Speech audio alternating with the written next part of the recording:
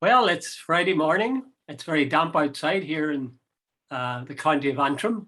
I'm not sure what the situation is in the county of Donegal. How is it there, Pat? Whatever you get in Antrim, we get it before you. It was very wet this morning, but the sun's come out, so it's just quite nice. Right. The sun will come out tomorrow. Tomorrow. Or is it? Was that the politicians' promise? No jam today, jam tomorrow. Jam tomorrow, yes. Okay. Absolutely. Let's settle to our incisive surgical dissection of what it says in the papers and says in the media generally. Yes. The single topic, I suppose, that would have covered everywhere. Certainly, I took it from RTE and it was in all the newspapers. I think it even was in the Guardian, some of the English newspapers. Yeah. And that is, of course, Michael D. Higgins and his invitation to this famous Reflect and Hope or Reflection and Hope service that's to be held in Armagh by the churches have organised it. And he was invited to it and he said he couldn't come. And then there was much brouhaha about why he couldn't come. And some people were saying he should have come, mainly Unionist, I think. And others were saying, well, why on earth would he? What would your stand be there, Pat? I'm all in favour of peace and reconciliation and all the rest of it, but I do think Michael D. Higgins is in a strange position. Would someone seriously expect Nelson Mandela to go along and to honour the service for apartheid, or would they seriously expect the Palestinians to go along and celebrate 1947, the setting up of Israel? The Unionists are more than welcome to go and celebrate, and rightly so, if that's the way they feel. But I don't think the constitutional head of state of the Irish, we'll call it to keep you happy, the Republic of Ireland, for the terms of this conversation, should go along to celebrate, and it is, or memorialize the partition of his own country. There's something not right about it. Look what's flowed from that partition. There's been troubles, immigration, discrimination, bigotry, partition. What's to celebrate really about that? Violence. Yeah, well, that's what I'm really sort of saying. And like Michael D. Higgins' track record of reaching out, he's attended functions attended by the Queen. He's gone over to London to visit the Queen. He's reached out to Unionists and all the rest of it. But I think this one was, the sensitivities about celebrating or memorializing partition. Jude, my view, I think it was Pater Tabin was said yesterday. Yeah. What head of state should be celebrating the partition of his own country? Mm-hmm. That's right. Tabin sort of summarized it quite well. I thought he said, is there anywhere in the world that a president would commemorate the division of his own country? And I think that's a good point. The Michael D said that the reason he wasn't going was that it was now political because of the title of it. And he also mentioned the fact that there really wasn't very much traffic the other way, which I thought was an interesting point. But to deal with the political, his saying that it had been turned into something political. Everything's political. Everything's political. Even at whatever title you gave that service, that is political. Of course, it's being held by the churches. But the fact that it's held by the churches doesn't mean it doesn't have political significance. It clearly has. And in fact, I think the fact that Eamon Martin is attending it, that's Archbishop Eamon Martin, the Catholic Archbishop, he's attending is politically significant. Jeffrey Donaldson has come out today now and said that he chastises Michael D because Michael D said uncharacteristically, I must say, I'm surprised Michael D wasn't going to it. He isn't, and it surprises me. But Michael D said, I am not the president of the Republic of Ireland. I am the president of Ireland. He shouldn't address me as the president of the Republic. And Jeffrey Donaldson has leaped on that and has transformed that into an insult. And he says, this is Jeffrey D now, failing to recognize the existence of Northern Ireland really doesn't help anyone. Yeah. Yes? Yeah. Yeah. You know, because he is there to come. Jeffrey's remember when a sea border club. He obviously doesn't do irony because he says, separating one country or partitioning a country off from another part is a totally alien and a wrong thing to do. Jesus, Jeffrey, wake up, son. That's happened. Yeah. The thing I thought that was a telling remark, and it was very untypical. In fact, a friend of mine used a rather, I suppose you call it a vulgar expression to describe the sudden backbone that Michael D. Higgins appears to have grown with regard to the trips to the north. But he did note, Michael D., that there wasn't much other traffic the other way, that is from the north to south. Now, I looked up what the DUP people said about going down or being at any commemoration of 1916. Here's Christopher Stalford, a nice man, you probably know him. The legacy of 1916 is a poisonous one, as it served to enshrine the notion that armed Republican groups, no matter how small or deranged, can kill and maim for Ireland. Yep. And the UUP guy said he welcomed the Irish government's plans to commemorate the Somme in 2016. They viewed the 1916 Easter Rising, though, as an act of terrorism. Yeah. So, when Michael D. quietly says he's not going to go to this or can't go to it, all hell breaks loose. But whenever the DUP and the UUP express their views on the Easter Rising and wouldn't even begin to consider going down to it, nothing is made of it. It's just... Yeah, but can you imagine, Jude, if Michael D. had said, I'm not going north because it's a failed state, it's an artificially created statelet that has been ruled was ruled for 50 years by bigots. You could imagine the row that would have ensued from that. All he says, look, I am not going because I've got something else. My diary doesn't permit it. And I find it a wee bit odd that, right, Jude, everybody wants peace and reconciliation and so on, so on, so on. But I do find it odd that now that the Unionists are looking for President Michael D. Higgins to come to this service. Years ago, they would have been saying, look, bugger off, this is a part of the UK and you're not welcome. The fact that they're now making a big fuss that he doesn't show up suggests that there's another train on the tracks now. So, Jude, I don't know about this. And of course, I didn't hear it this morning, but apparently John Bruton was on with Claire Byrne on RT saying that Michael D. should have consulted with the government and he should go and all the rest of it. Really? But this is a man who said 1916 shouldn't have happened. Like he's the ultimate little West Brit, and I'm saying that publicly. And if anybody takes offence, be my guest. Oh, you're speaking of a former Taoiseach now. I don't really give a monkeys. The man, I detest everything that man says because he seems to nearly apologise for being Irish. Every time I think of John Bruton, the expression that Paul Keating, the former Prime Minister of Australia, said about the people over in Australia who wanted to be British. He said they suffered from culture and cringe. And yes. John Bruton is the ultimate example of culture and cringe. He wants to be British. Yeah. I think you need to keep in mind the reasons like why the Unionists have created such a fuss about Michael D. not coming.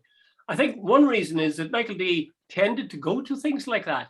He has travelled up north several times to attend all-embracing ceremonies. I don't know if he went to the Cenotaph in November or what it was, but he certainly was a willing accomplice, shall we say, in north-south things, especially if they were located in the north and had a heavy Unionist influence. I don't remember him traveling north to any Republican commemoration of any kind. That's by the way. The other thing is, why are the Unionists, why is Jeffrey, for example, being so vociferous in this and taking this phrase Michael D. made about how he was the president of Ireland and suddenly saying this guy is denying the existence of Northern Ireland? Why is he making, what's his reason? You're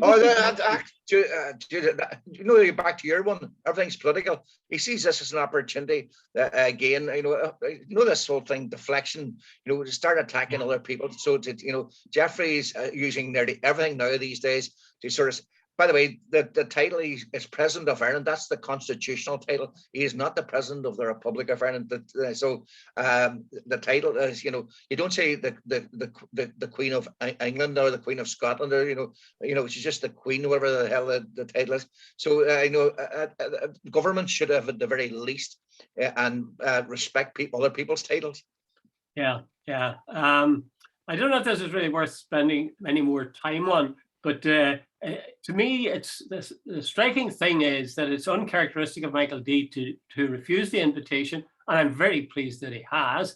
And I'm also aware of the fact that the people who, especially Jeffrey Donaldson, who is so loud in his condemnation, is doing so for his own political ends. Absolutely. Unionism is an extreme crisis right now. Yeah. And anything they can get their hands on, I'd say they're dancing with delight that they haven't a chance to attack Michael D. Higgins. And that might boost their standing in the sort of TV world. Incidentally, we're not going to discuss this, but have you, maybe discuss it on Monday or later. Did you see that Patrick Kielty program last night? Yeah. I watched it. I'm dying to, well, let's talk about it for a couple of minutes. Keep it tight now because we're watching the time here. What did you think of it? No, I thought it was, and I don't mean to have a go, but I thought it was the Alliance Party version of Northern Ireland. I'm serious. What do you mean by that? Well, he went and talked to that young loyalist guy, and he went and talked to Jane McConville's granddaughter, and so on, and rightly so. But where was the balance? And did he go to some young nationalists and brought up in somewhere like West Belfast or the Bogside area? There was no talking to them.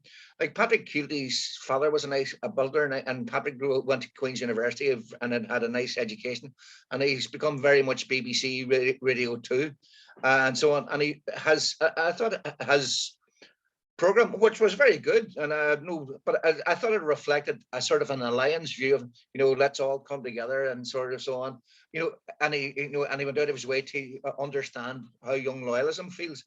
I didn't see the balance reflecting of how a young nationalist feels. Now, I presume Patrick Kielty was supposed to represent that view, but with the greatest respect, Patrick Kielty does not represent that view. Patrick Kielty is very much part of, like he's a regular on BBC. He lives in Britain. He's very much of that ilk. What about the young guys who has trouble getting a job and lives somewhere in the Bogside or the Cregan of Derry or the Gallia area, or somewhere on the Falls Road, and his life experience hasn't been great, So I thought that the program was a nice middle class look at Northern Ireland. I totally agree with you. In fact, I go further than that. There was a program went out, a TV program, I'd say about 25 years ago, or more, maybe 30. I don't know if you can remember it. It's called Elephant. No. It was about the North, and there was scarcely any dialogue in it. Yeah. But what you saw were a whole series, maybe a couple of dozen scenes of somebody walking along, and you'd follow them, the camera would follow them, and then suddenly somebody would spring out of the undergrowth and shoot them in the head. Yeah. So you had a whole series of really bloody incidents. Yeah. Which were shocking. They really were shocking. And it was from a sort of a filming point of view, it was very, very good. Yeah. But it said nothing. Essentially, well, I suppose what it said was, this is a crazy world. People kill each other for nothing. Yeah. That seemed to me to be the message. Now, let's go back to Patrick Kielty. He didn't say that. And they did talk over it, as you say, with the loyalists, with Jackie MacDonald and so on, about whether there might be future violence and how futile past violence had been. Yeah. But there was no sense of any analysis of any kind. None whatsoever. There was no talk about how was the state set up? How did Catholics feel when they found themselves in this state? What happened to those Catholics over the period of the first 50 years? No, but it was almost like it's done from the point of view of alienated loyalists. That was and it was like, I would love to see gone into repeat myself, gone into sort of a big gone into Gaia, 80% male unemployment there, gone in, and it is the Bogside and so on, where or places like Strabane, where there's massive unemployment and no jobs, in the sense that there's no job creation projects there, like that, and talk to those people about how they feel. There was none of that. I thought it was a very unbalanced program. It was no. What it reminded me of was the guy who drives the Mercedes and he drives around and says, and he sees the world from his perspective. He doesn't see it from the guy who's living in the council house, whose life has been blighted and by whose life has been sort of affected by policies and politics which alienated him. Well, I mean, I said I wasn't going to spend time on it, but maybe we'll move on after this. But I would encourage anybody who hasn't seen it to see it.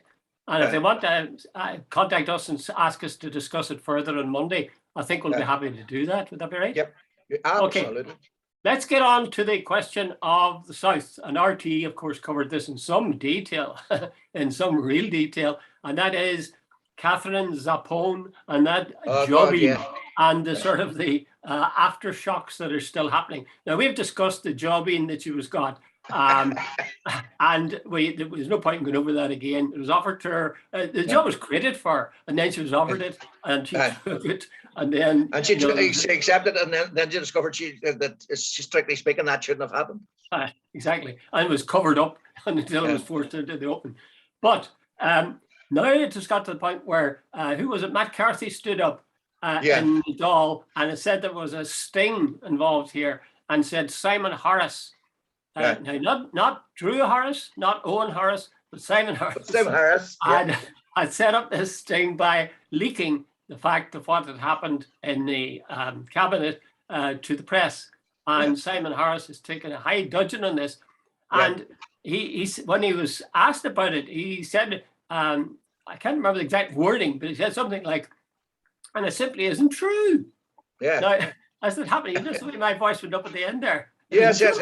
I sort of spoke like that. Yes. I was reminded, I just watched an old episode of a program I love called Curb Your Enthusiasm with Larry David. It comes out of, what is it?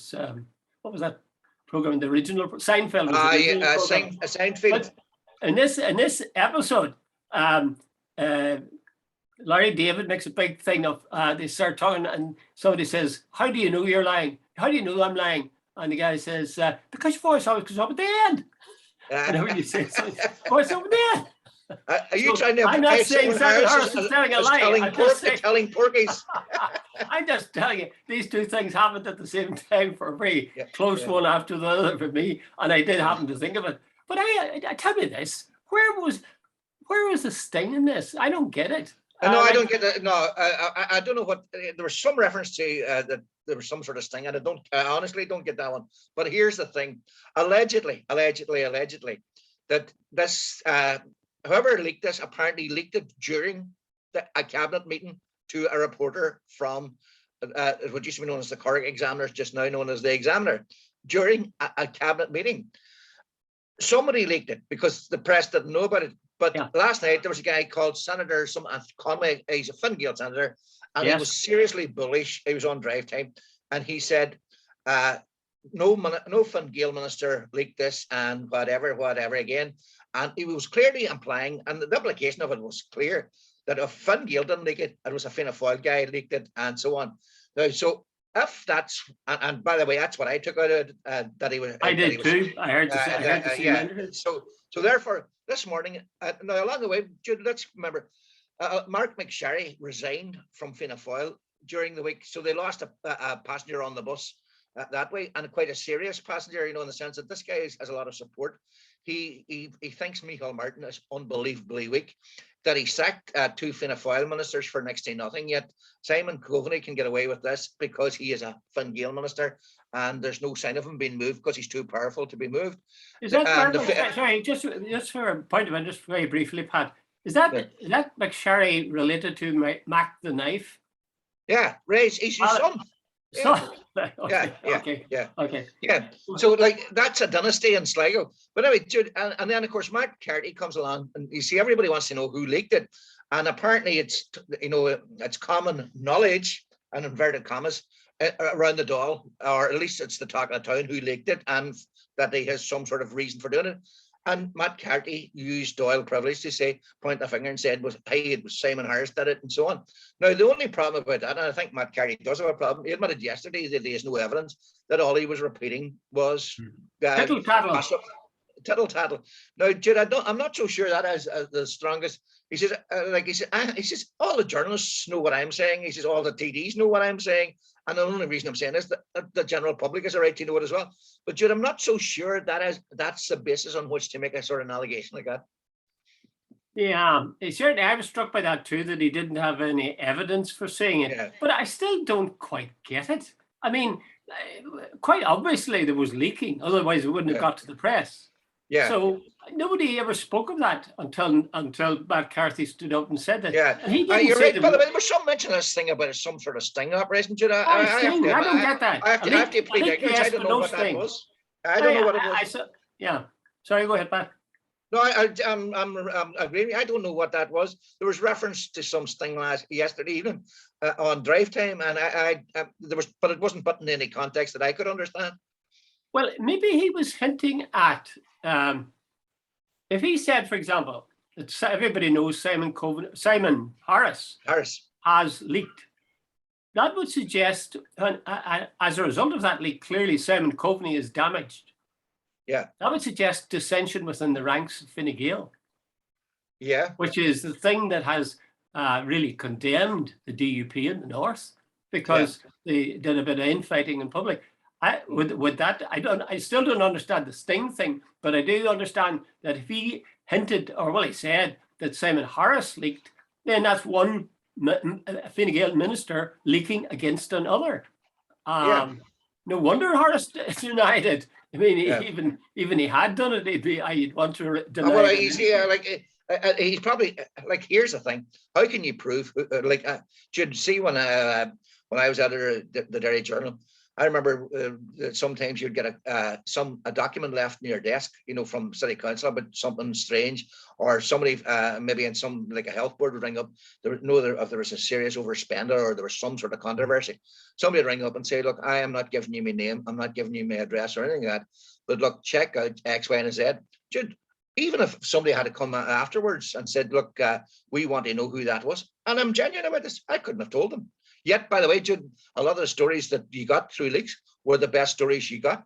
Yeah. I can believe that. All right. I don't get it. I think maybe, to be honest, I think that Matt Carthy was aiming to create further division within the ranks of Fine Gael. And also, as you say, if it was a Fianna Fáil minister that leaked it, that puts a rift between the parties that are in government. So absolutely, you could describe it as mischief making. But on the other hand, he could say, well, this is fact. This is what happened. But he hasn't got evidence. But then again, we all know about things that we haven't got evidence for, but they're acknowledged as being the case, Right. But Jude, remember Albert Reynolds' famous little one about, he says, they got over a whole lot of things, but then it was the handling of the Father Brenton Smith case. And he says, it's the little things that trip you up in politics. Jude, this thing started off as relatively minor, a 15,000 a year job for a friend in New York. Doesn't strike anybody as anything massively important. In fact, even at the best, Coveney didn't think to even tell the Taoiseach that he was doing it. The Taoiseach only found out on the morning of the cabinet meeting. Right, fast forward to today. There's absolute fighting going on within Fine Gael about who leaked it and who didn't leak it, and did Simon Harris leak it, and Coveney, is there some sort of agenda there? Your man on yesterday is now sort of clearly implying that no Fine Gael ministers don't leak, and he stated it 3 or 4 times. So the clear implication is Fianna Fáil. Now, Fianna Fáil, there's a lot of hurt and anger in Fianna Fáil, particularly after Mark McSharry resigned. So they're this morning, they're probably saying to themselves, wait a minute, what was that bollocks on yesterday saying? So you can imagine, Jude, the coalition could disappear very quickly. The more you say that, Pat, the more convinced you're right. That we already have division in the ranks within Fianna Fáil. Matt Carthy is intent on encouraging dissension within Fine Gael, and maybe within Fianna Fáil further. Yes, so, it's all politics. It's all politics. Is a dirty game. Thank God we live in a pure world ourselves. Okay, let's leave our own dear native land and move to our dear friends across the water. Boris Johnson shuffled his cabinet, and The Guardian covered it. All English papers covered it. BBC Radio and TV covered it in some detail. The one that struck me was that they got rid of Gavin Williamson, who, by common agreement, is the most incompetent education minister in the history of Britain. So I mean, that guy. Not only did he mix up Marcus Rashford with some other black athlete, but he screwed up the whole GCSE A level. Now you're talking about people's life chances there. Absolutely. So it's not just a question of a simple mistake, which might reveal a lot about his attitudes to race, but you have people's lives, their chances have been blunted, at least, if not stunted. I don't think I've ever come across a cabinet of mediocrities, because there's not one political colossus in there. Jesus, Dominic Raab, he looks like a rabbit caught in the headlights most times when he's been interviewed. What is it, Dominic Clements? Cummings. Called him what? Cummings. Sorry, Dominic. Who's Dominic Clements? Dominic Cummings referred to him, as an incompetent and a fool. That he said that he should have been sacked about 15 times. And Boris, when he was downgrading him, made him deputy prime minister, constitutionally a job that doesn't exist. So you sort of go, and what do you call the guy in Northern Ireland? Like Brandon Lewis. Jesus, Jude, if he's the best, like, remember the one, the Secretary of State, the woman that Theresa May appointed? Before that, she was even worse. She was on. Well, that's about the only thing he can say. She didn't know that Catholics didn't vote for one way and Protestants didn't vote the other way, which was quite an achievement for somebody to take on that sort of job. But Brandon Lewis, he has all these sort of attributes of a bull in the china shop. He doesn't seem to get it. He says we're going to break the Constitution in a limited way. That's like being a little bit pregnant. Yeah, well, that accounts for a couple of the changes. And apparently he was mad as hell that he's been shifted from Foreign Secretary, and he bent Boris to make sure he was made deputy. Deputy First Minister, something that doesn't exist. But they made Michael Gove is given the job of levelling up. Levelling up. Now, whatever you might say about Michael Gove, I don't think he's a fool. Yeah. But do you think he'll be up to the task of levelling up? Because that idea is to preserve the red wall.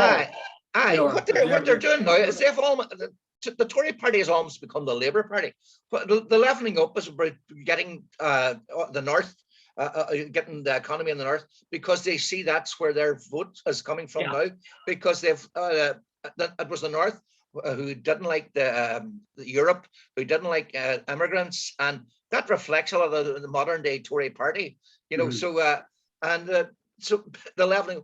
Now, Jude, there was a guy on. I was watching Newsnight, and there was a Tory MP. He says, Michael Gove, you might like him or lump him. When he goes there, he makes a difference. And I think somebody else says, sometimes he makes a difference that's not for the best. Even in the education, and apparently just the relationship between him and the teachers and all the rest of it disappeared. But Jude, I don't understand this levelling up, but it seems to be that the Tory party now see the red wall as their natural hinterland for voters. Yeah. They're making much fuss. On the other hand, you see, Boris Johnson might know that this is a poison chalice and may have passed it to the man who maybe he ran for leader of the Tory party against Boris. And eventually sort of packed it in and got a job with Boris. He is a smart guy. I'd wait to see what happens. I can't see it ever. I mean, that's fairyland to think that there is going to be a levelling up. I mean, there's always going to be a preponderance of wealth and influence and all the rest of it, and jobs in the South. That's the long and short of it, whether you like it or not. What they'll probably do is do a couple of spectaculars, as it were, which look as if they're giving something terrific to the a couple of big projects up around Manchester or Liverpool or somewhere up there. Yeah, but they have this big railway thing where they're going to HS2. But I mean, it's going to cost so much, and they're having to change the dimensions of it, and a lot of people are very dubious about it. But something that caught my ear actually, Pat, was Boris Johnson, well, actually, it was my eyes that caught, in the Express, apparently at the first meeting after the reshuffled cabinet, they were talking about not only had they all got jobs, new jobs, or a lot of them got new jobs, but he wanted them all to deliver. And then he went on, he grabbed the word deliver and did a riff on it. He said, I've seen a few delivery rooms, probably seen as many delivery rooms as anybody in this, apart from the exception of Jacob. So I think is this an exaggeration? I think it's making jokes like that. That Jacob, by the way, was Jacob Rees-Mogg. I think that's the kind of thing is Boris Johnson elected. Yeah. That's saying too much? No, they all love him because he's like a cowboy. They don't know what he's going to do next, and that he's different from Michael Gove's, the shirt and tie, and he's and so on, and Jacob Rees-Mogg and all. But Boris is colourful, and he's he'll do all this sort of stupid things and so on. And for some reason, the Brits find this charming. Like, I think he's a buffoon, but I think it's contrived. I don't believe for a second that it's natural, but and so on. But the Tory press seem to love him, and the voters seem to love him for he got elected twice in London as mayor, and that's pretty much it was for a long time a Labour city. So but for some reason, as I keep saying, he seems to get a sort of fool's pardon. Well, I'd have to be honest and say that he is a colourful character. Yeah. And before he became prime minister, I used to argue with my daughter that he had this dash of colour, and he cheered you up when he came on the TV, and you knew he was going to say something kind of witty, whether it was about ping pong or whatever. But since he's been prime minister, I find the things he's done and the attitudes he strikes and the lies he tells so awful that I can't really find him funny anymore. Jude, some of his attitudes, like I remember, Jude, I have a thing about because I used to be so pro-Israeli at one stage. I'm like the convert, the Catholic convert. I've become now the more zealous. And see some of the stuff. He came on one time and he said about the Palestinians, and he made remarks about people standing up for Palestinian rights. He says there were all these the pipe smoking, jacket wearing sort of green types, and they're not in the real world. And I thought, geez, what? That's a pretty right wing sort of statement to come out with, And some of the comments about people of color were not particularly nice. That fool's pardon actually is hiding quite a sort of a nasty character. I think you're dead right, and he gets a free pass for that very reason. Yeah,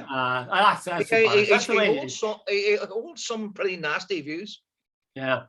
Well, I think people are well advised to see past that sort of false front of the buffoon and see what he's doing. But well, the British people, they get the politicians they have elected. Well, we'll stop there, Pat. I think that's okay. Only before you just go off, remember we were talking about your man Patrick Kielty.